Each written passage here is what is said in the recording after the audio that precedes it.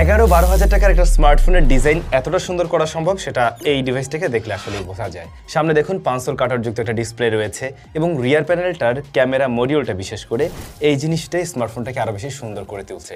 হ্যাঁ, মানে জাস্ট সুন্দর চেহারা দেখে কেউ ফোন কিনবে না সেটা আমি জানি, কিন্তু আমি বলতে চাচ্ছি এটাই যে 10-11-12 হাজার টাকার ফোনগুলো তো খুব একটা দেখতে সুন্দর হয় না, সেখানে ওরা খুব সুন্দর এবং ইউনিক একটা ডিজাইন নিয়ে আসছে যেটা আসলে প্রশংসার দাবিদার। স্মার্টফোনটা আমাদের দেশি ব্র্যান্ড হেলিওর।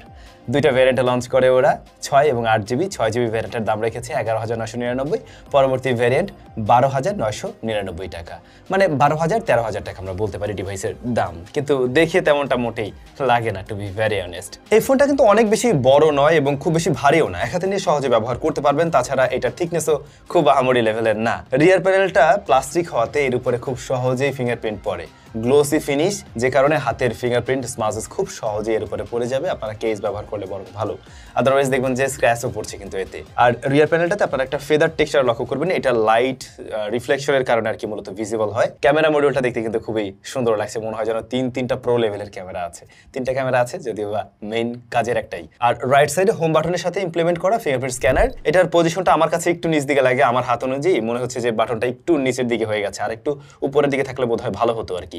এইটার সাথে ইউজ টু হয়ে গেলে সমস্যা হবে না, এবং যা দেখলাম এটা মোটামুটি একুরেট, ফাস্ট রেজাল্ট দেয়, কিন্তু অ্যানিমেশনের কারণে একটু ডিলে হয় আর কি। ডিসপ্লে সাইডটা সুন্দর রিয়ার প্যানেলের মতো। এখানে 6.67 এর যে প্যানেলটা রয়েছে এটা মূলত ইনসেলের একটি প্যানেল, যেখানে আমরা HD+ রেজলিউশন দেখছি।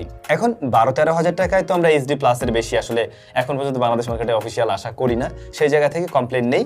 আর এই ডিসপ্লেটাতে আমরা দেখছি 120 পর্যন্ত হাই রিফ্রেশ রেট দিতে পারে। ডে টু ডে টাস্কে এটা একটু হেল্প করবে অবশ্যই, বা একটু বেটার ফিল দিবে।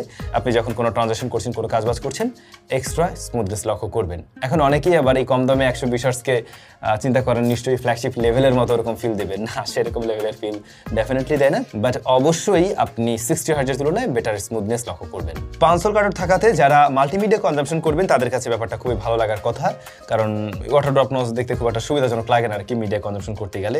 তো ভিডিও দেখতে ভালো লাগবে। আর এই ডিসপ্লেটা ইনসেল বাইপিএস এর প্যানেল হলেও এটার কালার রিপ্রেজেন্টেশন কিন্তু খুবই ভালো, মানে বেশ পপড আপ টাইপের একটা কালার দেয়, ভাইব্রেন্ট কালার দেয় না, একেবারে একুরেট না, তবে ভাইব্রেন্ট একটা কালার দেয়, যে কারণে যে কোনো কিছুই দেখতে আর কি এখানে বেশ প্রাণবন্ত লাগে। লোয়ার চিনটা একটু মোটা লাগছে না, এইটা একটু মোটা, আর একটু ন্যারো করা গেলে অলমোস্ট সিমেট্রিক্যালি হয়ে যেত তখন আর কি। ডিসপ্লের প্রোটেকশনের ব্যাপারটা আমরা আসলে জানতে পারিনি, হয়তোবা তেমন কোনো প্রোটেকশন নেই, আপনারা কোনো একটা গ্লাস প্রোটেক্টর ব্যবহার করলে বরং ভালো। ডিসপ্লের প্রোটেকশনের বাইরে এই প্রাইস পয়েন্টে বলার মতো তেমন কিছু আমি দেখছি না। পাঁচসোল কাটার আছে সেটা বরং একটু এগিয়ে রাখবে আর কি।